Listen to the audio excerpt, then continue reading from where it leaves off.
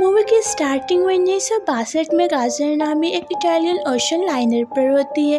फ्रांचेस्का नामी सिंगर गाना गा रही होती है और सभी अपने अपने पार्टनर के साथ डांस कर रहे होते हैं। उसी भीड़ में केटी नामी एक छोटी सी बच्ची अकेले बैठी होती है क्योंकि उसके पास कोई नहीं होता है जिसके साथ वो डांस करे।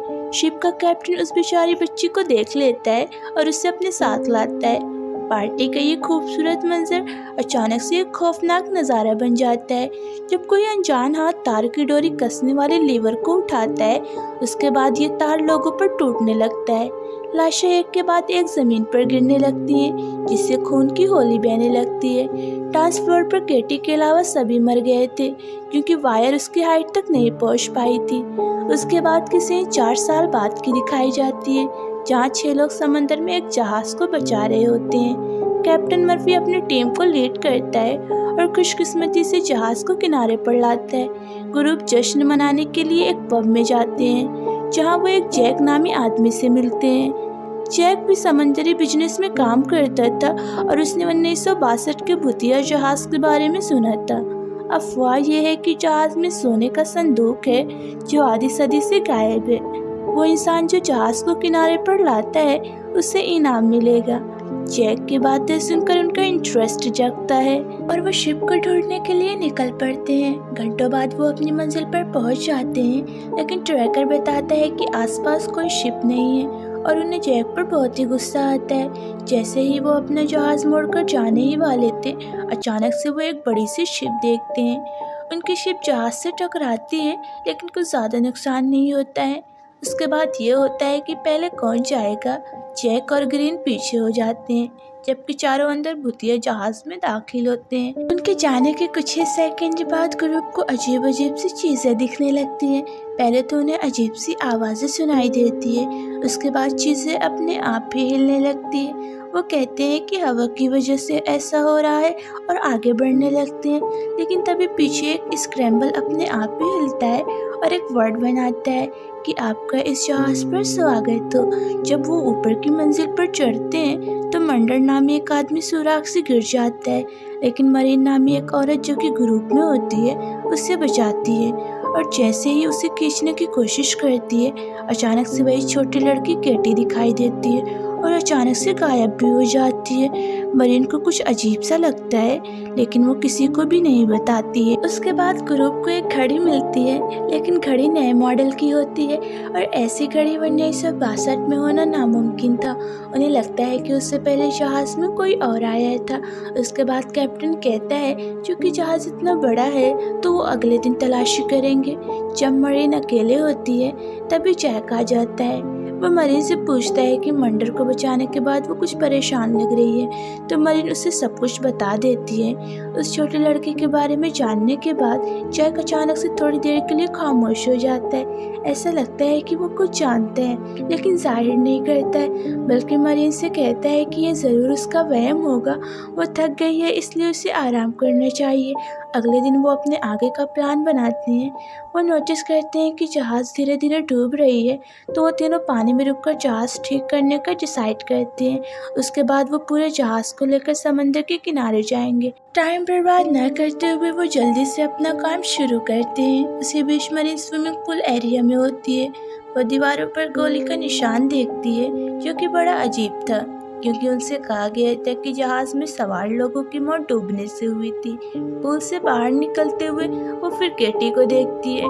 डर की वजह से वो वापस से पूल में गिर जाती है और उसके सिर से खून निकलने लगता है। लेकिन जब वो उस जगह दोबारा देखती है तो केटी नहीं बल्कि जैक खड़ा होता है और वो दोनों वहाँ से चले जाते हैं। जबकि मरीन का खून अपने आप ही स्विमिंग पूल से गायब हो रहा था और गोलियों के सुराख में से खून की बाढ़ आ जाती है और पूरा पूल खून से भर जाता है। उसके बाद जैक और मरीन लॉन्ड्री रूम में जाते हैं। उन्हें एक दरवाज़ा मिलता है। जैसे ही वो दरवाज़ा खोलते हैं पानी का अचानक से तूफान आ जाता है जिसमें लाशें ही लाशें थी। दोनों जैक और मरीन घबरा जाते हैं। वो भागने की कोशिश करते हैं, लेकिन जिस दरवाजे से वो आए थे वो अपने आप ही बंद हो जाता है। उसी बीच कैप्टन मर्फी उस शिप के कैप्टन के रूम में पहुंच जाता है। वो अल्कोहल की खुली बोतल टेबल पर देखता है, लेकिन जैसे ही वो उसमें से पीने वाला था, वो जहाज के कैप्टन का चेहरा शीशे में देखता है। उसके हाथ से गिलास गिरकर टूट जाता है और मर्फी डर के मारे वहां से भागता है। दूसरी तरफ अचानक से ग्रेयर सिंगिंग की आवाज़ सुनता है। वो फ्रेंचेस्का थी जो मूवी की स्टार्टिंग में 1962 में गा रही थी। ग्रेयर वहाँ से जाने लगता है, अनजान कि वो औरत उसे पीछे से देख रही है। तभी अचानक से जैक और मरीन उस बॉक्स के पास जाते हैं जिसमें सोने का ढेर था। इसकी कीमत करोड़ों डॉलर थी। वो जल्दी जल्दी खजाना इकट्ठा करते हैं। उन्हें अब शिप की मरम्मत की कोई ज़रूरत नहीं थी। अगली सीन में वो जल्दी जल्दी खजाने को अपने शिप में ट्रांसफर करने लगते हैं। मैकेनिक सैंटोश बोट को चलाने के लिए तैयार कर रहा होता है, लेकिन अचानक से कोई सिलेंडर की गैस को जानबूझकर लीक करता है, जिससे एक बड़ा एक्सप्लोजन हो जाता है और सैंटोश की उसी में डेथ हो जाती है। वो ये सब देखकर हैरान हो जाते हैं कि उनका जहाज़ भी चला गया। अब वो उसी भूतिया जहाज़ में फंस गए हैं। उन्हें उसी को ठीक करना है जिससे वो वापस जा सके। एक्सप्लोजन से ठीक पहले मरीन एक बार फिर केटी को देखती है। ऐसा लग रहा था कि वो एक्सप्लोजन के बारे में बताने की कोशिश कर रही थी, लेकिन किसी ने उसे रोक लिया था। अब मरीन किसी भी तरह केटी के बारे में जानना चाहती थी। वो रजिस्टर चेक करती है जिसमें उसे केटी का रूम नंबर मिलता है। जैसे ही वो कमरे में जाती है, डर से चिल्लाती है। जहाँ पता चलता है कि केटी की मौत लटकने से हुई थी। उसकी लाश अभी भी छत से लटकी हुई है। उसके बाद मरीन केटी के पास जाती है और लाश के गले से नेकलेस को निकालती है। तभी केटी की आत्मा उसके सामने आती है और नेकलेस मांगती है। मरीन उससे नेकलेस देती है, लेकिन उसके हाथ से नेकलेस आर पार हो रहा था। मरीन समझ जाती है कि केटी इंसान नहीं है। किचन में दो ग्रुप के मेंबर को ताज़ा खाना मिलता है। वो बिना कुछ देखे और समझे उसे खाने लगते हैं। तभी अचानक से एक अजीब सी बदबू आने लगती है और खाना छोटे छोटे कीड़ों में तब्दील हो जाता है। दूसरी तरफ ग्रेयर, जो कि बॉल रूम में होता है, सब कुछ अच्छा चल रहा था। तभी अचानक से वो जगह चेंज होने लगती है और बॉल रूम का माहौल ऐसा हो जाता है जैसा वो 1962 में हादसे से पहले था। चारों तरफ से लोग उसे घेर लेते हैं और ऐसे खड़े होते हैं जैसे वाकई कोई पार्टी चल रही हो। तभी फ्रेंचेस्का आती है। वो दोनों एक दूसरे से फ्लर्ट करते हैं। सब कुछ बिल्कुल रियल दिखता है। फ्रेंचेस्का वहाँ से जाने लगती है, जबकि ग्रेयर उसके पीछे पीछे चलता है, लेकिन अचानक से वो एक ऊंचाई से गिरता है और गिरकर मर जाता है। तभी एक खूबसूरत औरत अपना असली चेहरा दिखाती है। उसी बीच मर्फी कैप्टन के रूम में एक बार फिर जाता है। अचानक से शराब की बोतल अपने आप ही हिलने लगती है। वो उसके करीब जाकर देखता है। तभी वो शिप के कैप्टन को अपने सामने बैठा हुआ पाता है। वो उसे शराब का गिलास देता है। कैप्टन उसे चोट नहीं पहुंचाना चाहता था, बल्कि कुछ बताना चाह रहा था। वो मर्फी को खोई हुई जहाज के बारे में बताता है जिसका नाम लोरेलाई था। कैप्टन उसे एक पिक्चर दिखाता है जिसे देखकर मर्फी शॉक हो जाता है। उसी बीच केटी और मरीन एक दूसरे से बातें कर रहे होते हैं। वो छोटी लड़की बताती है कि 4 साल पहले इस जहाज पर जो लोग मरे थे, उनकी आत्मा इस जहाज में फंस गई है। वो हेवन नहीं जा सकते हैं क्योंकि एक बहुत ही ताकतवर आदमी उन्हें जाने से रोक रहा है। अब एक ही रास्ता है जिससे इस जहाज़ में फंसी रूहों को आज़ादी मिल सकती है। इस जहाज़ को पूरी तरह से बर्बाद कर दिया जाए। इससे पहले केटी बता पाती कि वो ताकतवर इंसान कौन है।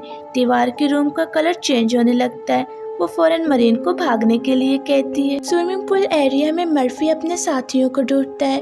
उसे सच के बारे में पता चल गया था और जितनी जल्दी हो सके यहाँ से भागकर समंदर के किनारे पर पहुँचना चाहता था, लेकिन तभी कई आत्माएं उस पर अटैक करने लगती हैं। जब मरीन उसके पास जाती है, मर्फी को लगता है कि वो भी एक भूत है और खुद को बचाने के लिए मरीन पर अटैक करने लगता है। तभी जैक आ जाता है और मर्फी पर हमला करता है, जिससे वो बेहोश हो जाता है और उसे फिश टैंक में डालकर लॉक कर देता है। अब ग्रुप को कोई सोना नहीं चाहिए था, उन्हें बस किसी तरह यहाँ से जाना था। वो लगातार जहाज ठीक करते रहते हैं, यहाँ तक कि वो इसे पूरा कर लेते हैं। चूँकि ग्रेयर अभी तक नहीं आया होता है, अनजान कि वो मर चुका है।